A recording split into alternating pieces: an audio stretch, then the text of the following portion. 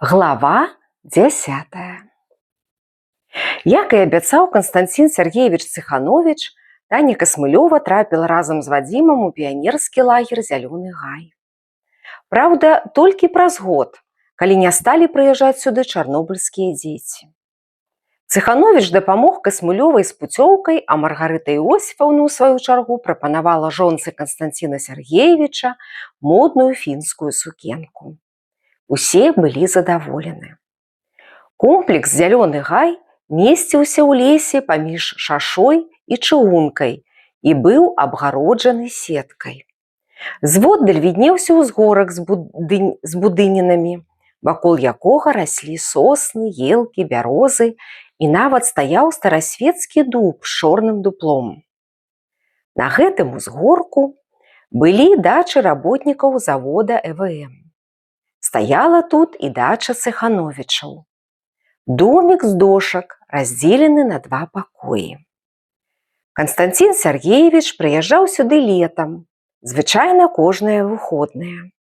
Жонка не заўсёды. У яе суботы і нядзелі часта былі занятыя.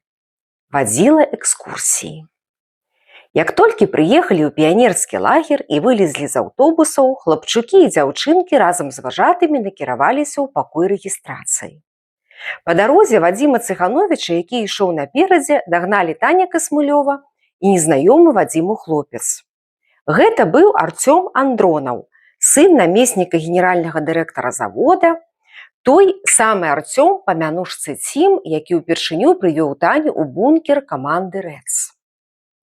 Вадзімаў і Цімаў бацькі, як выявілася, працавалі на адным заводзе. Цім, як і Вадзім, прыехаў адпачываць у лагер. Дагэтуль хлопцам пазнаёміцца не давялося. Цім вучыўся ў іншай школе. А вось што Таня і Цім цяпер былі разам, не выпадкова. На апошняй сустрэчы ў бункеры ў маі, перад самымі вакацыямі, Таня і Цім адно ад аднаго даведаліся, што едуць у чэрвені ў піянерскі лагер «Зялёны гай». І тут у Тані выспеў план, які яна па дарозе з бункера дамоў выклала Ціму. Ёсць у мяне адзін знаёмы кадр, аднакласнік. Ён таксама едзе ў чэрвені ў «Зялёны гай». Памаўчала, потым дадала: «Цім, міленькі, прашу цябе, дапамажы мне. Паспрабуй пасяліцца з ім у адным пакоі. Падабаецца ён мне, і ўсё», — прызналася Таня. «А я табе не?» — скрывіўся ва ўсмешцы Цім і абняў Таню за плечы. «Ты леташні снег ужо», — адпіхнула Ціма. «Не крыўдуй. Нам патрэбны ў нашай камандзе новенькія, разумееш? А такія, як ён, не валяюцца. Як завуць яго?» «Вадзім». «Будзе зроблена. Мой бацька прасіў начальніка лагера пасяліць мяне ў двухмесным пакоі ў галоўным корпусе. Вось і будзем там з тваім Вадзікам. Як, чувак?» «Во!» — паказала вялікі палец Таня. «Спартсмен, барэц, займаецца ў дзюжш. Бачылі мы гэтых спартсменаў геніяльных». Цім скочыў праз лужыну, якая засталася ад дажджу. «Вось такія цяпер спартсмены», — паказаў на лужыну, якую ён толькі што пераскочыў. «Зробім Вадзіма нашым, звычайным.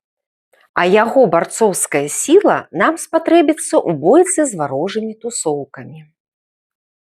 Цім і Вадзім пасля знаёмства сядзелі ў двухмесным пакоі, пра які гаварыў Тані Андронаў. Андронавым ён назваўся там, на вуліцы. Цяпер удакладняў: «Заві мяне Цім, так прасцей». «А чаму Цім?» — не зразумеў Вадзім. «Цімам мяне клічуць у камандзе РЭЦ». «Што за каманда?» «Тусоўка, якіх шмат у горадзе. А ты што, не быў ні ў адной камандзе?» «У мяне мала знаёмых у мікрараёне. Я ўвесь час на трэніроўках, на дыване». «Якая ў цябе вуліца?» «Металістаў». «Ух ты! На суперсучаснай вуліцы жывеш!» — усклікнуў Цім. «А я на артылерыстаў. Дарэчы, як ты ставішся да хэві-метала? Выдатна. Спачатку, праўда, любіў дыска. Стварыў разам з Максімам Лобанам нават свой Modern Talking 2. Цяпер хэві-метал мая страсць. Дык ты свой хлопец, у дошку. Ты павінен пазнаёміцца са Спэйсам лысым. Гэта мы так у камандзе завём Аліка Зубанова. Спэйс, думаю, ясна. Ёсць такі рок-гурт. А лысым мы празвалі яго таму, што часта голіць галаву. Сусед мой па пад'ездзе. У якім ён класе вучыцца?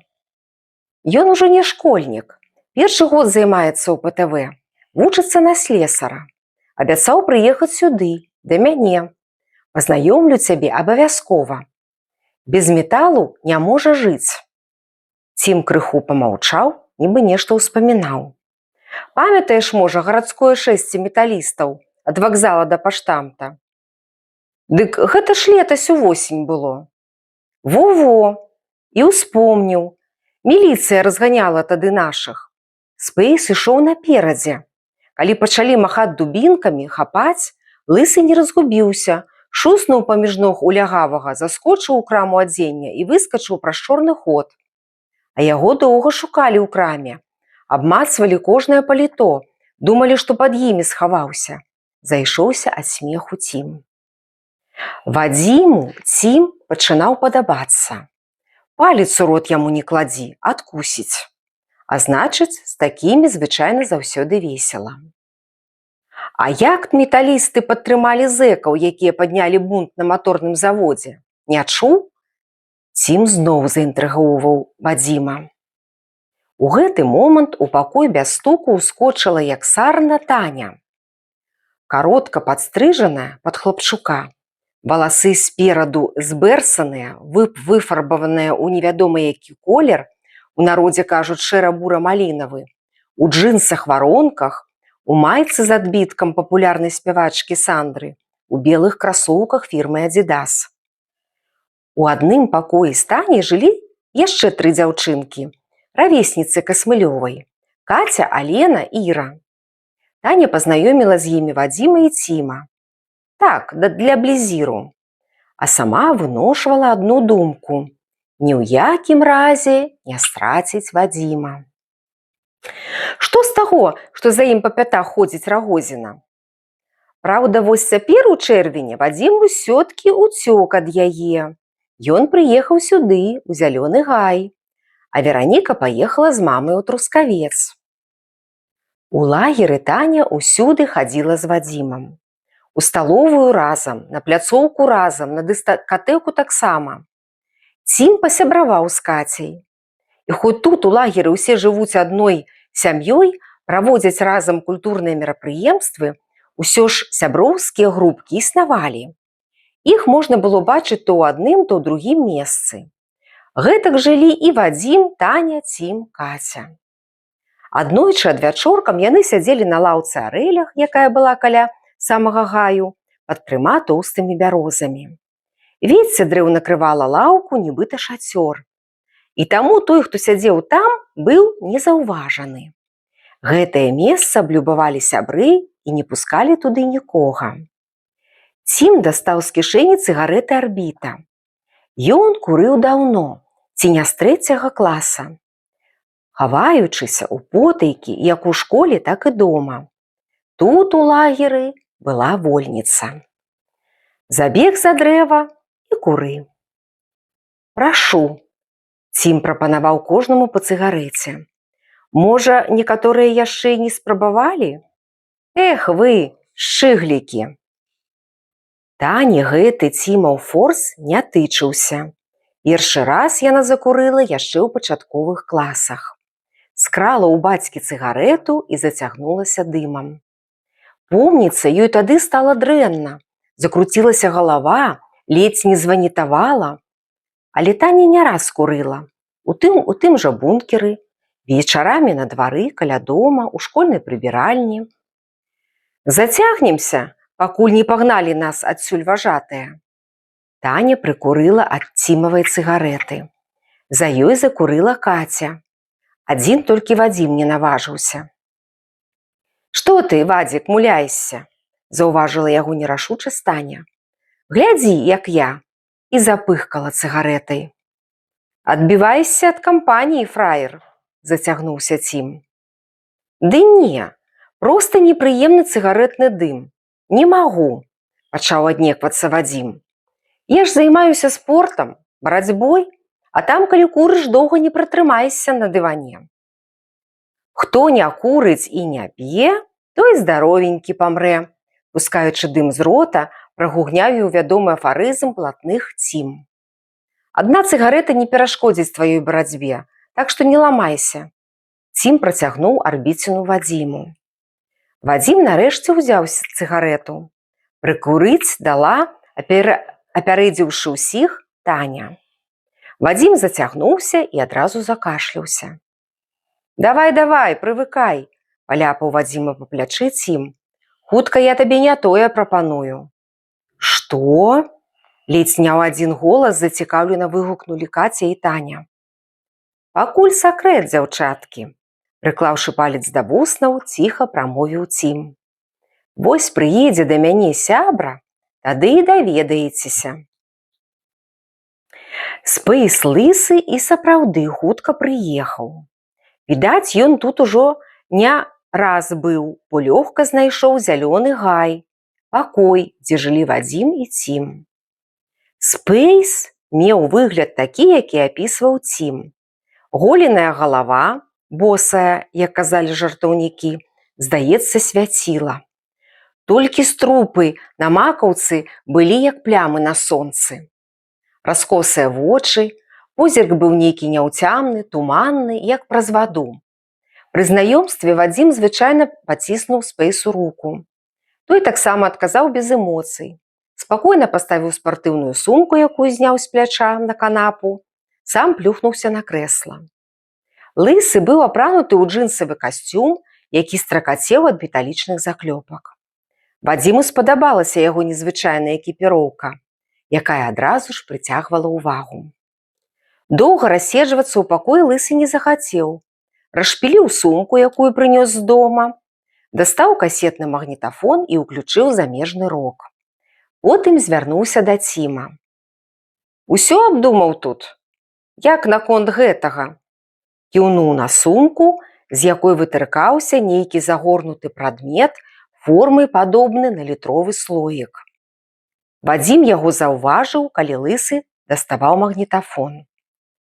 Ёсць адно месцейка у бярозавым гаі, адразу ж за агароджай, адказаў Цім. Ну, канспіратар, а раптам якая-небудзь камса забяжыць пад дрэва папырскаць? Не падумаў. Ды што мы сакрэтнічаем? Можа, і суседу раскажам?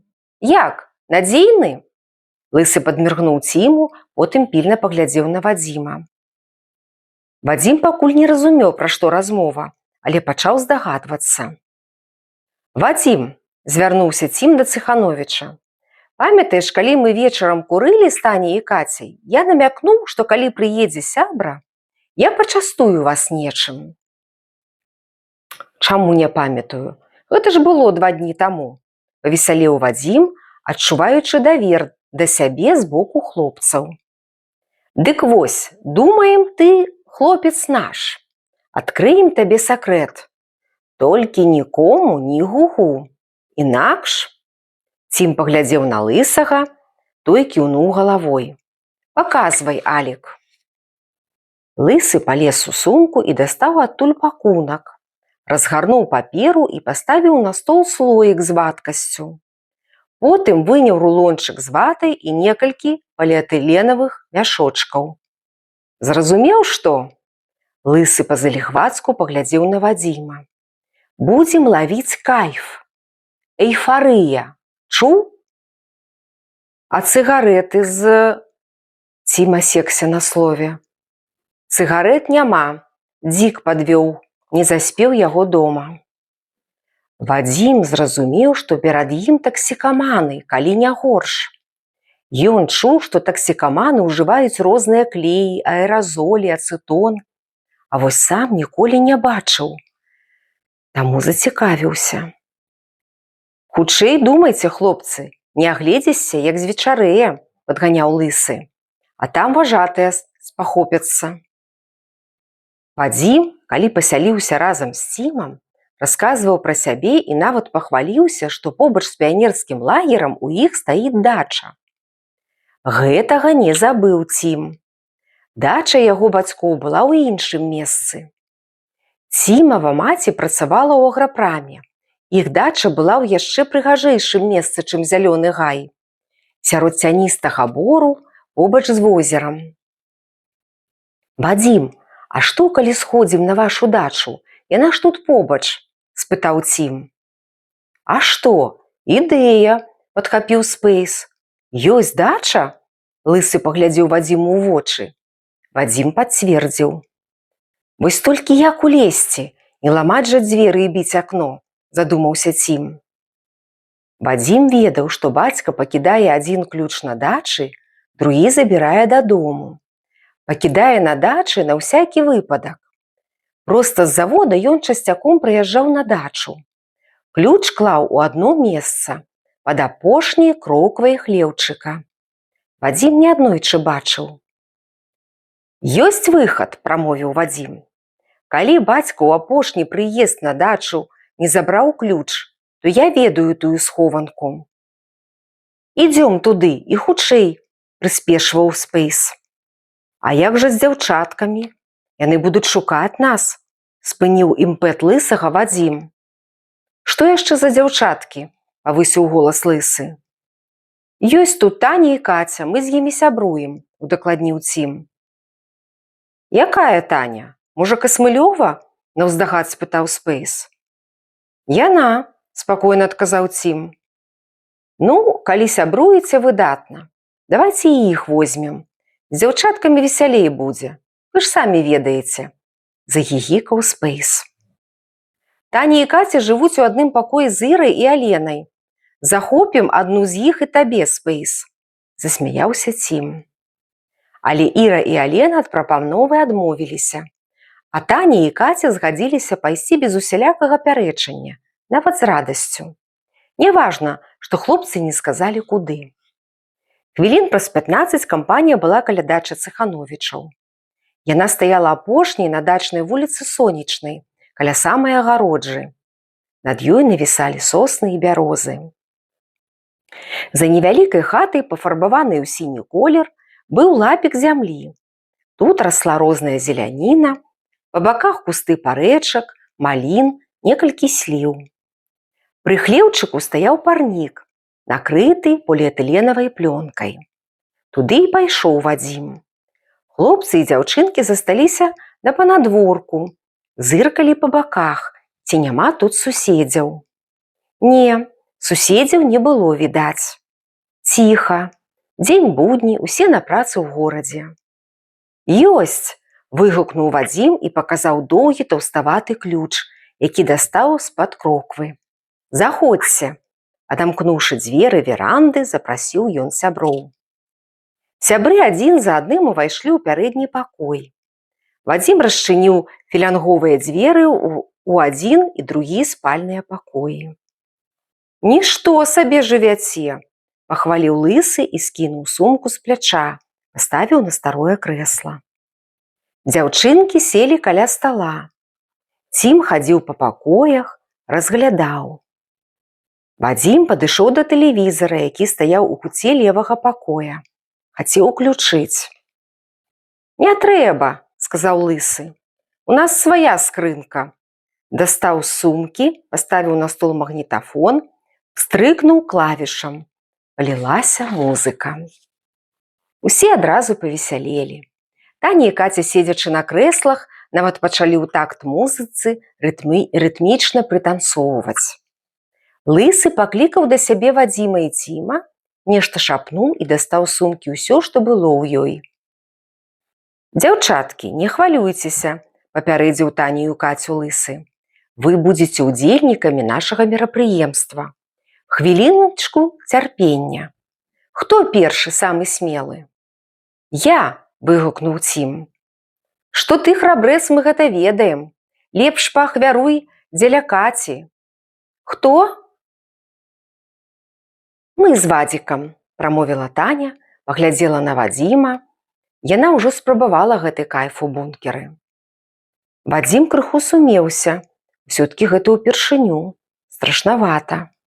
Але ж Цім, Таня не баяцца. Тады і яму можна паспрабаваць. Ён толькі пацікавіўся. А што са мною будзе? Пабачыш. Не, хутчэй адчуеш. Гэтае мерапрыемства не любіць тлумачэння. Трэба самому паспытаць. Падбадзёрваў Лысы. Праз некаторы час відовішча пачалося. Таня і Вадзім спачатку задрыгалі нагамі. Потым пачалі павольна ўзмахваць рукамі, нібыта крыламі вялікая птушка. Нешта мармыталі, ненатуральна круцілі галовамі, вырочвалі вочы. Палёт пачаўся, каменціраваў Спэйс з Цімам. Шчаслівага палёту. Тое ж самае, што з Вадзімам і Таняй, адбывалася і з Кацяй. «Ідзі да сваёй напарніцы, каб ёй не было сумна», – сказаў Лысы Ціму. «А я тут, на табурэтках, у вітальні. Хутчэй, хутчэй». Сеанс, відовішча ці палёт, як называлі Лысы з Цімам, скончыўся няхутка. Калі апусціліся на зямлю, было ўжо вельмі позна. На небе высыпалі буйныя зоркі, а дачу ахутала чорная цемра. Вырашылі не ісці ў піянерскі лагер. Адбой там даўно прагучаў, а правесці ноч тут, на дачы. Іншага выхаду не было. Ранкам Вадзім, Таня, Цім і Каця прыйшлі ў піянерскі лагер, а Спэйс Лысы падаўся на электрычку. Па дарозе прыдумалі версію. Збіралі ягады, заблукалі, хадзілі ўсю ноч па лесе. Пасля гэтага Таня зрабіла запіс у сваім дзённіку.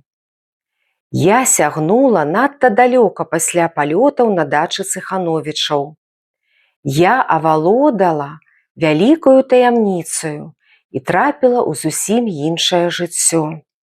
Спэйса і Ціма забыць, забыць. Цьфу, цьфу. А Вадзім цяпер мой, мой, мой. У нас з ім таямніца вечная. А калі што, то раскрыю наш сакрэт Рагозінай. А яшчэ магу падаць заяву ў міліцыю за групавое згвалтаванне. Пра гэта я папярэдзіла Вадзіма». Глава 11. «Антаніна Фёдоровна, мы ідзём прасіць дырэктара, каб вы былі класным кіраўніком нашага 7 С і выкладалі ў нас матэматыку». На прыступках лесвіцы, якая вяла на першы паверх, дзе быў кабінет Ангеліны Мікалаеўны, стаяла Вераніка Рагозіна, а з ёю яшчэ з дзясятак вучняў. Мірановіч, якая спяшалася ў настаўніцкую, пачуўшы словы Рагозінай, спынілася ля лесвіцы. «Што вы?» – здзівілася Антаніна Фёдоровна. «Не трэба.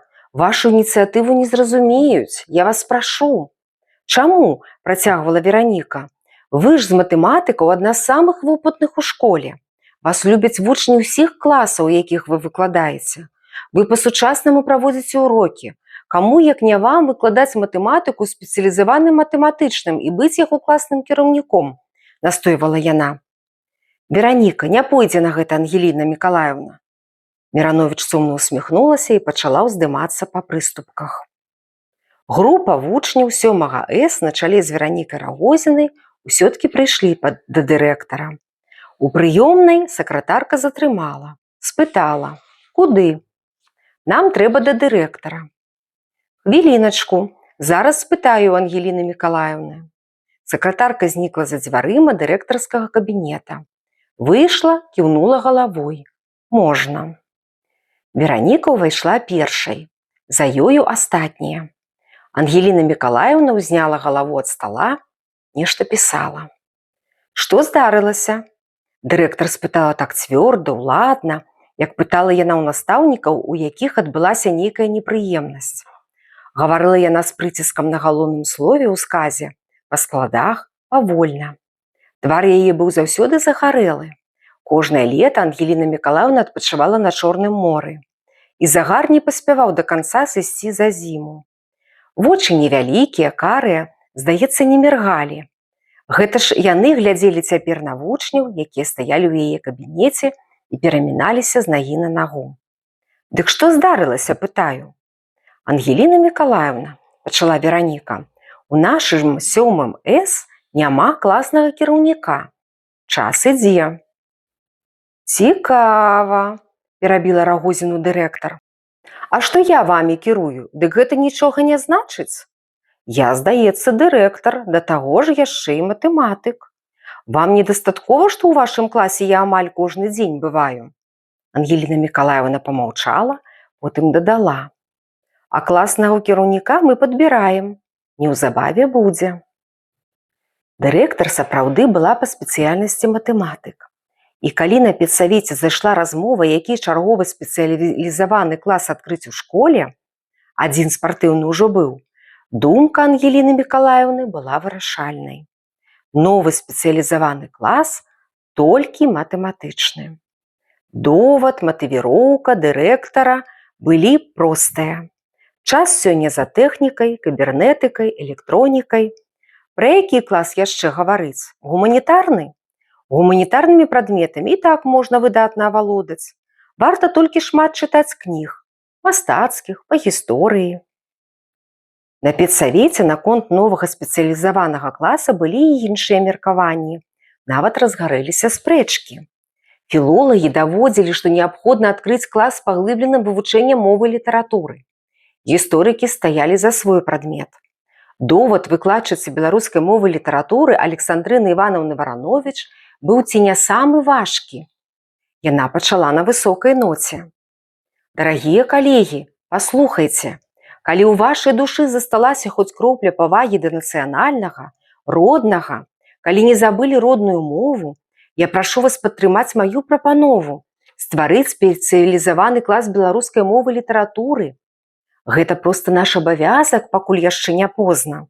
Вы ж самі бачыце, як нам цяжка сёння працаваць у школе. Усяго 3 гадзіны на тыдзень даецца на наш прадмет. Беларуская мова не ў пашане. Вучыць яе школьнікі не хочуць. А ў спецыялізаваным класе можна будзе па-новаму пабудаваць сваю работу, выпрацаваць методыку. Усё будзе залежаць ад нас, настаўнікаў. І я думаю, вучні за намі пойдуць». «Ну-ну, и как это вы сможете?»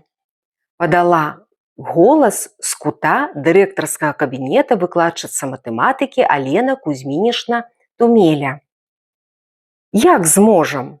Мне здаецца, што сёння сочыць за рухам адраджэння беларускай мовы, хто чытае прэсу, слухае радыё і глядзіць тэлебачанне. Таму зразумела, што і як трэба рабіць. Да вы, может, тоже хотите создать из класса такую же суполку, как походня в городе, которая вся пропитана национализмом?» «Навошта ж так, Алена Кузьмінішна?» – спокойно сказала Варанович.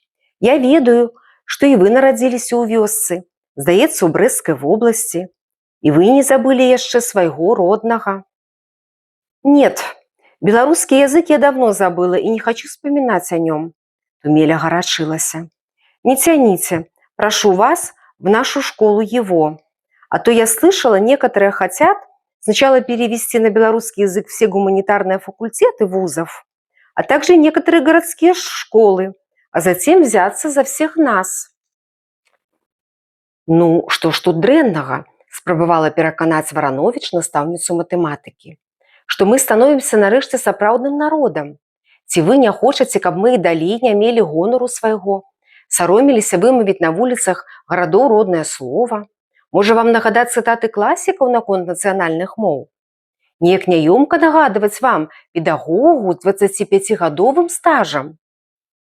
«А вы не считайте мои годы», – распалялась Алена Кузьминишна. «Вы мне в дочери годитесь. Нахватались на своем филфаке этой национальной заразы. Хотите и всех нас заразить? Не удастся. Вы бы лучше на образцах литературы воспитанием учеников занялись. Пускай и на русском языке отвечают белорусскую литературу, как это было еще недавно. Какая разница? Лишь бы хорошими людьми росли, а то столько в последнее время разных ЧП в школах». Антоніна Фёдоровна сядзела ля сцяны, і як не старалася прыціскацца спінай да яе, нервы былі напружаны. Усё ж не вытрымала, устала і прамовіла. Я выкладчыца матэматыкі, Алена Кузьмінішна. Вы ведаеце. І паводле вашай логікі я павінна была б думаць так, як і вы. Але я з вамі катэгарычна не згодна. Я вырасла ў вёсцы, сканчала вясковую школу з беларускай мовай навучання. Мы ведалі ўсе прадметы аднолькава. Нам не было розніцы, гэта урок беларускай мовы ці матэматыкі. Кожны урок мы адказвалі на роднай мове. З нас раслі патрыёты роднага краю. Хто зараз нашыя вучні, асабліва ў гарадах? У іх душы няма таго адчування вялікай прыналежнасці да народа, які завецца беларускім. Яны жывуць нібы ў вакууме, абыякавыя да нацыянальных патрэб. Адсюль, паважаная Алена Кузьмінішна, усе беды ў школе. Ім, накормленым, сытым, апранутым, нават распешчаным, адно ў галаве – вызначыцца любым іншым спосабам, толькі не вучобай. Часта гэта шлях парушэнняў закону. І да лямпачкі. Тут Антаніна Фёдоровна ледзь не папярхнулася, мусіць, цяжка было вымавіць на педсавеце гэтае слова. Як кажуць цяпер многія вучні, ім тыя абразцы – героі літаратуры. Яны жывуць у сваім асяродку, як смоўж у сваім дамку. Часцей за ўсё гэты асяродак рок-музыка. І цяжка бывае яго зрушыць. Тумеля круцілася на крэсле, спрабавала некалькі разоў перабіць Антаніну Фёдоровну, але настаўніцу суседкі стрымлівалі. Ды і Ангеліна Мікалаеўна, якая вяла педсавет, давала магчымасць выказацца выступоўцу. Але вось і дырэктар не вытрымала, пастукала алоўкам па графіне з вадой, уладна прамовіла. Давайце не будзем разводзіць дэбаты. Не тая тэма. Канешне, Антаніна Фёдоровна прыгожа, нават артыстычна гаварыла. Але, Ангеліна Мікалаеўна запнулася, крыху памаўчала, нам патрэбны менавіта матэматычны спецыялізаваны клас. У нас матэматычныя класы з выдатным абсталяваннем. Да таго ж шэфы нашыя з радыётэхнічнага інстытута, артылерыйскай вучэльні. Яны шмат у чым дапамогуць. Так было вырашана стварыць у школе яшчэ адзін спецыялізаваны клас – матэматычны. Пасля таго, як Ангеліна Мікалаеўна сказала, а класнага кіраўніка мы падбіраем, неўзабаве будзе, Вераніка не вытрымала. Доўга падбіраеце, сканчаецца верасень, а мы як непрыкаяныя. А што вы хацелі? Матэматычны клас было вырашана адкрыць толькі ў пачатку новага навучальнага года. Не так лёгка можа класны кіраўнік пакінуць свой клас, з якім зрадніўся. Чаму? Не здавалася Вераніка. Ёсць такая кандыдатура. Мы ўжо гаварылі з ёю. З кім? Здзівілася Ангеліна Мікалаеўна. З Антанінай Фёдоровнай. Яна не супраць. І не толькі стаць кіраўніком класа, але і выкладаць у нас матэматыку. Выдатны матэматык. Яна не толькі цудоўна выкладала, але і шмат цікавага расказвала. Пра Лабачэўскага, па падручніку якога вучыліся дзеці яшчэ ў гімназіях, пра геніяльнага Галуа. Яна нас пазнаёміла з сучаснымі сістэмамі выкладання і выхавання ў школах Аманашвілі, Шаталава, Шчацініна. Гэта падтрымалі Вераніку вучні, якія стаялі з ёю побач. І класны кіраўнік яна выдатны, працягвала Вераніка.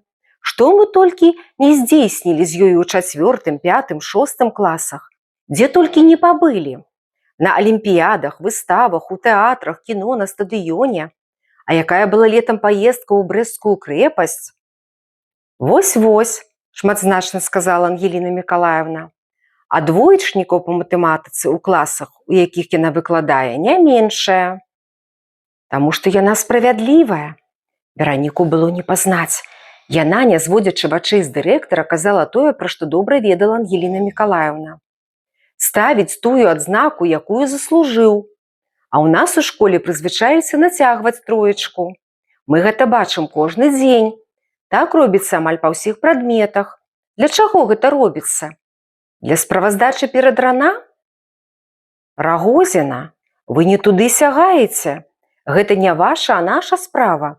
С прыціскам на слова «наша» сказала Ангеліна Мікалаевна і пільна паглядзела Вераніцы ў вочы. Маўляў, хопіць, маладзенькая яшчэ. Але Вераніка не збянтэжылася і працягвала. Значыць, вы супраць Антаніны Фёдоравны. Тады наш 7 С патрабуе, каб былі праведзены выбары класнага кіраўніка адкрытым галасаваннем. Цяпер такое практыкуецца. Нават настаўнікаў-прадметнікаў, я чула і чытала, вучні выбіраюць галасаваннем. Ангеліну Мікалаевну пасля гэтых Веранічыных слоў нібы ударыла токам. Што робіцца? Вучні ставяць дырэктару ультыматум.